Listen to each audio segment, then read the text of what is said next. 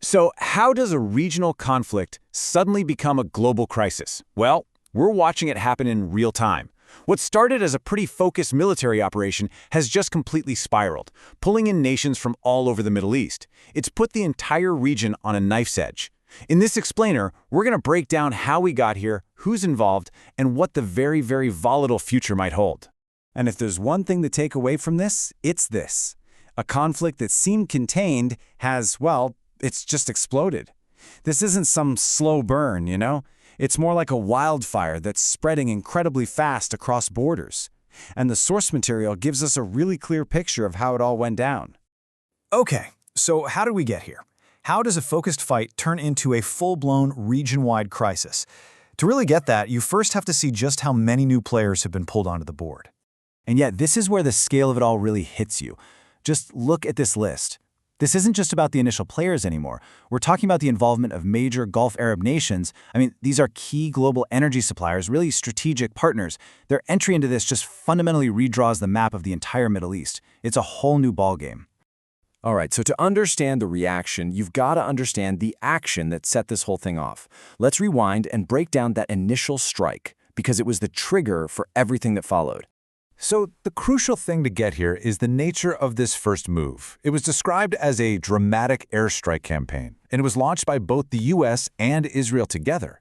And the scope, wow, it was massive. They were targeting military assets and leadership not just in one spot, but across the entirety of Iran. Well, as you can imagine, after a campaign like that, Iran's retaliation was incredibly swift and unbelievably far-reaching. This wasn't some targeted one-for-one response, as you're about to see. And this right here, this really shows you Iran's strategy. Instead of just focusing on the US or Israel, they hit back by striking targets all across the wider Middle East. That includes not just Israel, but also those key Gulf states we just mentioned. It was a move that just massively and frankly dangerously widened the whole conflict zone. Now, to make this all a bit less abstract, let's zoom in on one of those targets, the United Arab Emirates. For them, this conflict is no longer some distant headline, it has literally landed right on their soil.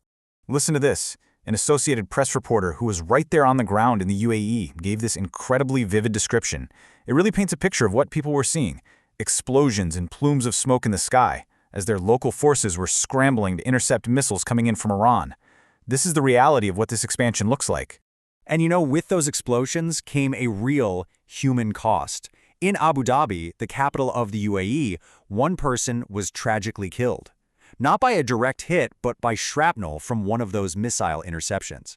This single casualty just underscores the deadly, real-world consequences of this escalating crisis.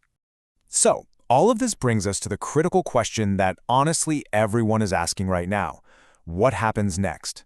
The situation is just unbelievably volatile, and the next steps are anything but certain. As things stand, the American and Israeli campaign seems to be continuing at a really high tempo. Now, on the other side, the Gulf Arab leaders. They've said they're willing to strike back at Iran, but according to the source, it's still really unclear if they're actually going to take that major military step. And so we're left with all this uncertainty.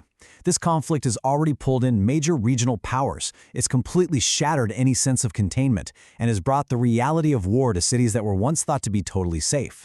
Which leaves us with one final, pretty unsettling question to think about. Who's going to get drawn in next?